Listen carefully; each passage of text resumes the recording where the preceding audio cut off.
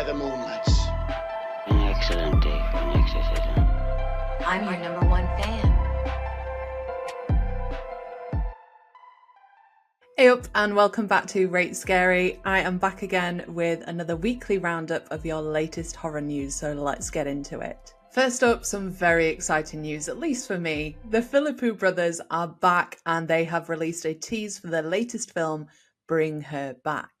So in addition to the Talk to Me sequel that they are currently working on, brothers Danny and Michael Philippou are teaming up again with A24 and releasing a film called Bring Her Back. And the teaser makes this film look absolutely terrifying. And I'm hoping it's going to be on the same level of scares that Talk to Me had. It's about a brother and a sister who uncover a terrifying ritual at the secluded home of their new foster mother. Now, Talk to Me was a huge hit for A24, rightly so, a couple of years ago in 2022. It racked up $92 million at the worldwide box office, definitely put the Philippou brothers on the map. So this will definitely keep us going, I think, until we get that Talk to Me sequel, Talk to Me 2. Whenever that's going to be, I'm hoping it's 2026. But what do you think of the latest teaser? Do you think it looks scary? Are you going to go and see this? Let me know in the comments. Next up, someone who is making a very welcome return to horror, that is Sam Raimi. Yes, he is heading back to the horror genre after spending quite a lot of time in the Marvel universe with Doctor Strange and also the Spider-Man films. And he has a new movie called Send Help coming to theatres next year in 2026. And apparently this film is a survival horror thriller about two colleagues who become stranded on a deserted island, the only survivors of a plane crash. And on the island, they've got to overcome past grievances and work together to survive. But ultimately, it's a battle of wills and wits to make it out alive. So this is like Castaway, but with a couple of people in there with some horror elements thrown in, which definitely sounds like my kind of bag. I love Sam Raimi. I think he did a great job with the Marvel Universe. And obviously, who doesn't fucking love Evil Dead? I mean, come on. Sam Raimi is an absolute horror icon, and I am very excited for this. And someone else who is making a bit of a return to the horror genre, but more on the sci-fi side of things, Steven Spielberg.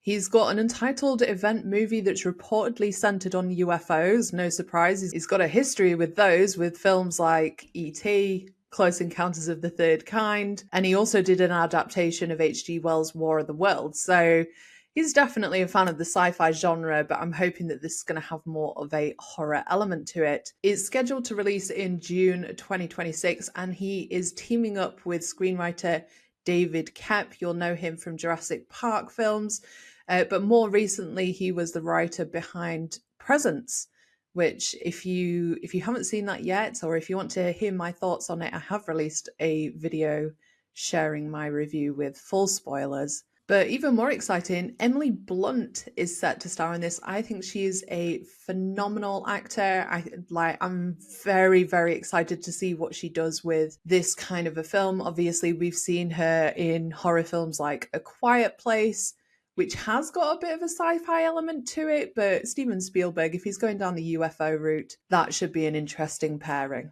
Okay, so I've talked about a couple of films that are coming out in 2026. How about one that is coming out very, very soon? And that is Until Dawn, because Sony Pictures has released the brand new trailer for Sandberg's Until Dawn, and this looks interesting. It's due to come out in April of this year, and the movie is all about a group of characters that are in a creepy location stuck in time, with threats being unleashed and characters attempting to unalive them, and they have to survive until dawn. And the synopsis for the film is: 1 year after her sister Melanie mysteriously disappeared, Clover and her friends head into the remote valley where she vanished in search of answers. Exploring an abandoned visitor centre, they find themselves stalked by a masked killer and horrifically murdered one by one, only to wake up and find themselves back at the beginning of the same evening. Trapped in the valley, they're forced to relive the nightmare again and again and again, only each time the killer threat is different, each more terrifying than the last. Hope dwindling, the group soon realizes they have a limited number of deaths left, and the only way to escape is to survive until dawn. So I loved I love the video game of Until Dawn. It's definitely a bit of a Evil Dead Cabin in the Woods kind of vibe, but with a slasher element thrown in. And I'm glad that Sony aren't just doing a direct remake of what is in the game, and we're actually getting a little bit more of a different story. And the other thing that I am very, very excited for is we get more footage of Peter Stormare. He's the one actor from the Until Dawn video game who is coming back for the movie. I think he is so menacing. I think he is beautiful. I loved him in Prison Break. I especially loved him in Constantine. I thought he was absolutely delicious in that.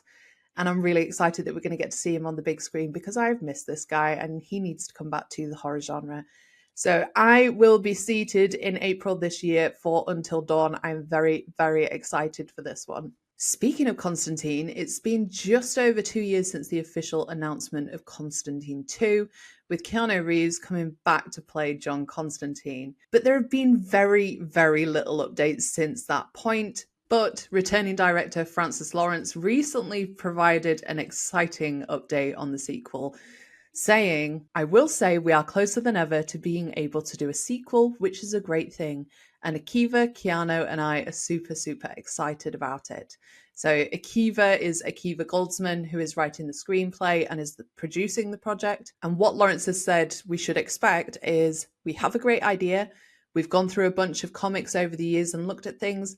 I will say there's probably grains from things that we're pulling, but in truth, most of it is just coming from the three of us, you know, loving the character, loving the world, having it sort of in the back of our minds for 20 years, and just kind of percolating on ideas and stories and characters we love and ideas we love. That's probably going to divide fans of the comics because I imagine they would probably want something that is a bit more true to the storyline that we see in the comics. However, me personally, as someone who is relatively new to Constantine, I only actually got round to watching it a couple of years ago. I know, shame. I wish I had watched it sooner. I'm quite happy with them coming up with a newer, fresher story because the comics are old, man. We need to see something new. And Keanu Reeves is getting on a bit, so we need to see something different from John Constantine as well. Another iconic character that is making a return to the big screen. Yes, we have an update on Wolf Creek Legacy. So 20 years ago this year, director Greg McLean introduced us to Mick Taylor, one of the most terrifying horror antagonists who ever grace our screens. He sends shivers down my spine every single time I watch Wolf Creek 1, 2 or the TV series. But we finally have some news about Wolf Creek Legacy, which is the third film in the franchise. And that is that we can expect a theatrical release in fall of 2026. We know that John Jarratt is coming back to play the killer, Mick Taylor, which I think is amazing. He was incredible at the For the Love of Horror convention in the UK. Like, he's an absolute nutcase, and he's a nutcase in the film as well. So I'm glad that they are bringing him back for this. And I think in the meantime, until 2026, I'm just going to have to go back and rewatch Wolf Creek 1, Wolf Creek 2, and the TV series just to satisfy myself until that point. And then lastly, if we're going to talk about Aussie horror, then we need to talk about Sean Byrne. He is the director behind The Loved Ones, The Devil's Candy, and he is heading back to the horror genre with a new film called Dangerous Animals, and that is set to release in June of this year. And what excites me even more is that this is a shark horror. Now, if you didn't know, I am obsessed with sharks. I have been since I was little, and I am an even bigger fan of any and every shark horror movie that there is.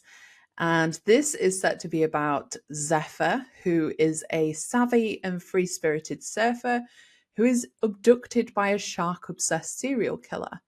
Held captive on the boat, she needs to figure out how to escape before he carries out a ritualistic feeding to the sharks below.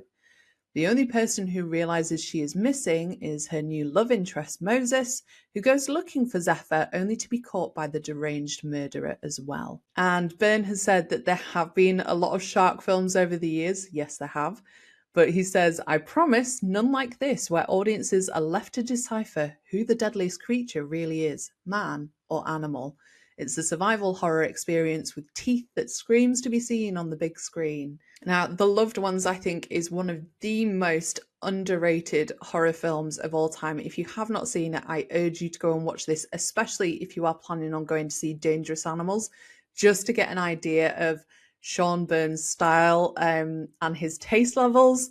It's definitely an interesting watch. It made me squirm a couple of times, and I'm really hoping that with a really gritty film like The Loved Ones that he's created previously, we get a really gritty shark story as well. So that is it for this week. Let me know in the comments if you've heard any other horror news or if there's anything that you would like me to report on. Don't forget to like and subscribe, and I'll see you with this then.